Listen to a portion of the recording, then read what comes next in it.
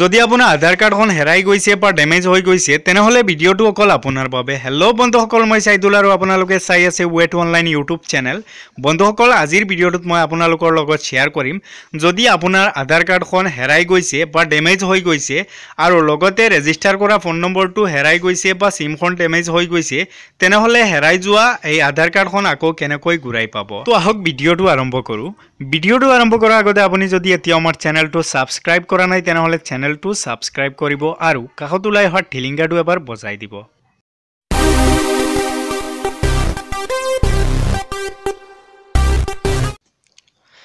প্ৰথমতে মই ভিডিঅ' ডেছক্ৰিপশ্যনত এটা লিংক দি দিম, আপুনি সেইটো লিংকত ক্লিক কৰি এইটো ৱেবছাইটত সোমাই যাব। তাৰপিছত আপুনি অলপ স্ক্ৰল ডাউন কৰিব আৰু ইয়াত কেইবাটাও অপশ্যন দেখিবলৈ পাব। ইয়াত এটা অপশ্যন দেখিবলৈ পাব ডাউনলোড আধাৰ। ইয়াত ক্লিক কৰি আপুনি আপোনাৰ আধাৰ কাৰ্ডখন ডাউনলোড কৰিব পাৰিব, কিন্তু আধাৰ কাৰ্ডত যিটো সিগনেচাৰ দিয়া থাকে সেই সিগনেচাৰটো নট ভেৰিফাইড বা ইনভ্যালিড সিগনেচাৰ বুলি দিয়া থাকিব আৰু আধাৰ কাৰ্ডৰ সম্পূৰ্ণ নাম্বাৰ কেইটা দিয়া নাথাকে, মাত্ৰ 4টা নাম্বাৰ দিয়া থাকিব আৰু বাকিখিনিত XXX বুলি দিয়া থাকিব। গতিকে এখন আধাৰ কাৰ্ড আপুনি সকলো কামতে লগাব নোৱাৰিব। আৰু যদি আপুনি একেবাৰে অৰিজিনেল আধাৰ কাৰ্ডখন ডাউনলোড কৰিব বিচাৰে তেনেহলে আপুনি অৰ্ডাৰ আধাৰ ৰিপ্ৰিণ্টত ক্লিক কৰিব লাগিব। আপুনি ইয়াত ক্লিক কৰিব।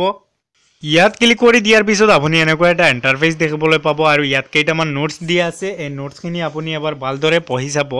ইয়াত দিয়া আছে যদি আপুনি আধাৰ কাৰ্ডখন ৰিপ্ৰিণ্টৰ কাৰণে অৰ্ডাৰ কৰে তেনেহলে আপুনি 50 টকা এটা ফিজ দিব লাগিব, আৰু যদি আপুনি ৰিপ্ৰিণ্টৰ কাৰণে অৰ্ডাৰ কৰে তেনেহলে আপুনি লগে লগে এই আধাৰ কাৰ্ডখন নাপায়। আপুনি 4 বা 5 দিনৰ পিছত পোষ্ট অফিচত পাব আপোনাৰ অৰিজিনেল আধাৰ কাৰ্ডখন।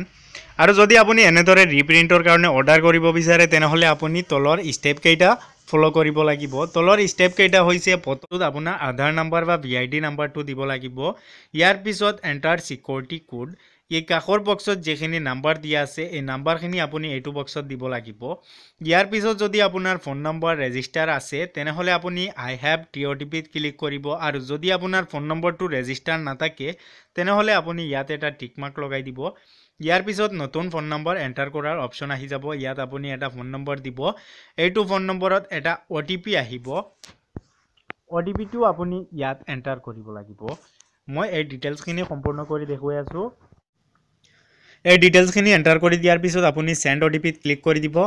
সেন্ড OTPত ক্লিক কৰি দিয়াৰ পিছত আপুনি ইয়াত যিটো ফোন নম্বৰ এণ্টাৰ কৰিছে এইটো ফোন নম্বৰত এটা OTP পঠিওৱা হ'ব।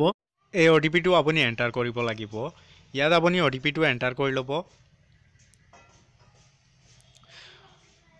OTPটো এণ্টাৰ কৰি দিয়াৰ পিছত আপুনি ইয়াৰ টাৰ্মছ এণ্ড কণ্ডিশ্যনত এটা টিক মাৰ্ক লগাই দিব। ইয়াৰ পিছত আপুনি সাবমিটত ক্লিক কৰি দিব।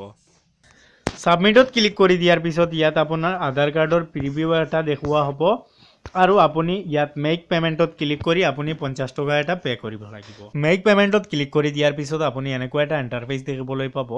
ইয়াত লিখা থাকিব 50 টকা এটা পে কৰিব লাগিব। ট্ৰানজাকশ্যন আইডিটো অটোমেটিক্যালি ক্ৰিয়েট হৈ যাব।